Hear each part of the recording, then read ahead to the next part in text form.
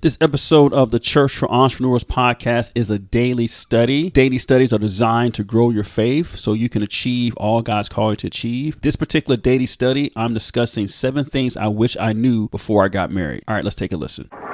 The first thing I wish I knew was that the financial cost of marriage is way more than being single. So when I was single, I would buy what I want and didn't really budget because, I never spent more than I ever made because it was just me. And me, I don't really buy that much stuff. But, whatever money I made was mine to keep. And I didn't really have a concept of what it meant to be married and to spend money. Because as soon as I got married to my wife, it's like expenses quadruple. So for example, my wife is from Detroit and we both live here in Atlanta. So what I didn't expect was, my wife wanted to go home and visit Detroit maybe 2 to 3 times a year. And so not only is she flying home, but I'm also flying with her. So that's like 2 plane tickets more than 2 to 3 times a year. So that's an expense that you never had when I was single. Little stuff like that, you don't realize when you're single that just how expensive marriage is. But it's because it's 2 people trying to do things together and you do more stuff because now that you're married. And then when you add kids into the picture, life gets even more expensive. Just as a person single, I just understand the financial costs of getting married. So if I knew that, I would have saved more and I would have planned more. Next thing I wish I knew was it is hard to reverse the debt mindset after you get married. So before I got married, I didn't really have this strong stance about no debt. So when I got married, I did like most people do when they get married. I bought my wife's ring on credit. We financed our reception on credit and we financed our honeymoon on credit. And so after we got back from the honeymoon, we had to spend the next year to 2 actually paying the bills for all the stuff we enjoyed on our wedding day. And I didn't really think anything was wrong with that because that's what everybody did. Everybody was like, well, your wedding is going to cost $20,000 to $30,000 and blah, blah, blah. And so you don't think that, oh, wow, I should pay cash this stuff. You say, okay, this is a wedding. This is what she wants. This is what I want. And we're going to spend whatever it takes to make this happen. Even if we don't have the money to do it, we'll just do it on credit and credit cards.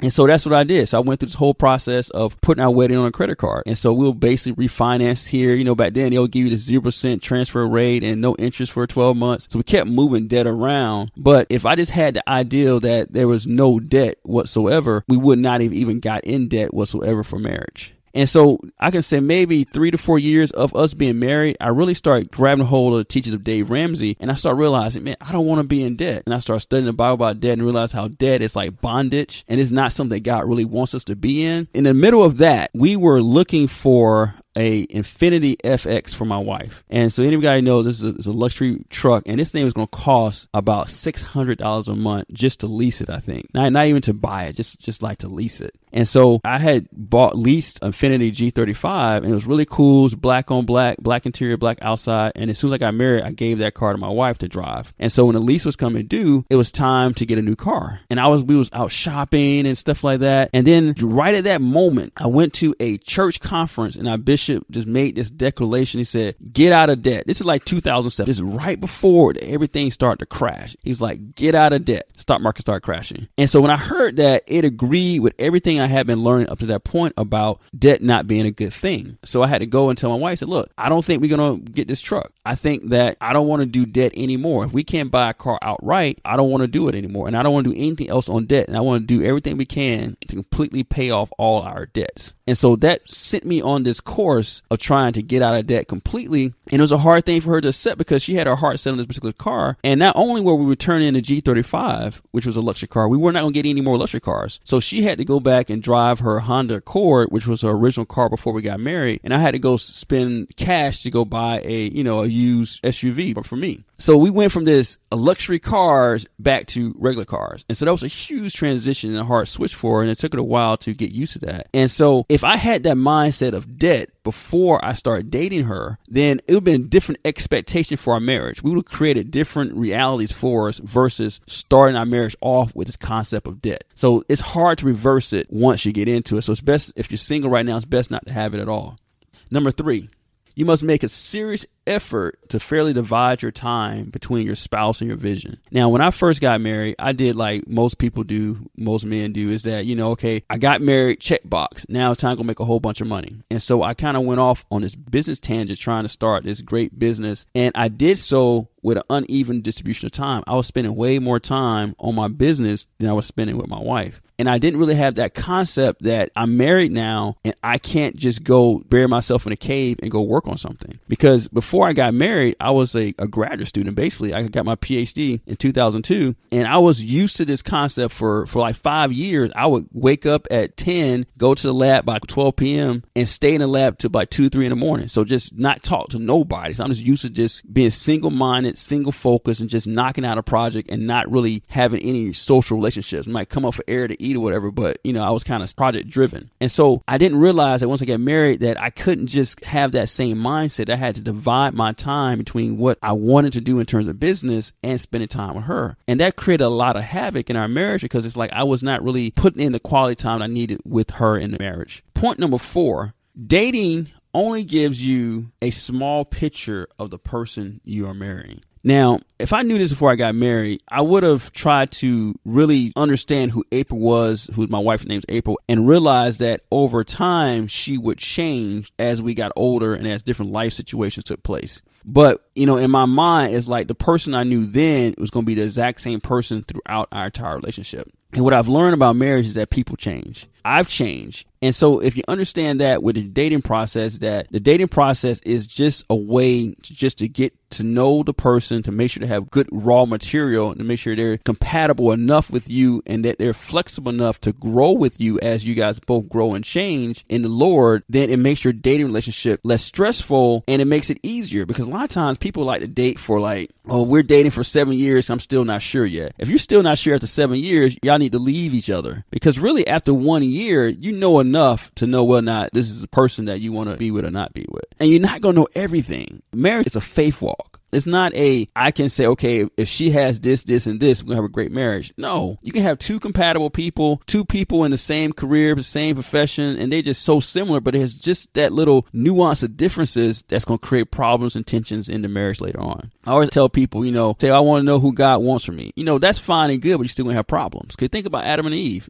God handmade Eve for Adam, and they still had problems. So if you got the creator universe creating the first marriage, and that first marriage ends in the whole world going to sin, and we got to bring Jesus to bring everything back, then obviously 10 years, 20 years of dating somebody is not going to give you the full picture. All you got to do is look for this 1 year at most. What we're going to be doing is getting to know each other, who we are right now, and we're going to give some dreams. These are not in stone dreams. These are things that I'm thinking right now, but I'm going to allow God to lead us, lead me as we go through this marriage. So that's basically all you're trying to get to. Number 5, the Bible never gave males and females define domestic roles. So as I grew up, and even in church, I had this concept of what a marriage should be. Husbands go out and work, wives will stay home, clean the house, vacuum, husband take out the trash, wives wash the dishes, cook the meals, husbands do this. We had these really defined domestic roles. But as I've been married, as I've been studying the Bible, you know what? God never really gave us any domestic roles as husband and wives. And really and truly, Bible really only says two things about marriage. Husbands are to love their wives, and wives are to respect their husbands. And that's it. No other, thou shalt take out the trash, or thou shalt pick up the kids, or you should manage the checkbook. All those things are things you got to agree on in your marriage, but it's not the set defined thing.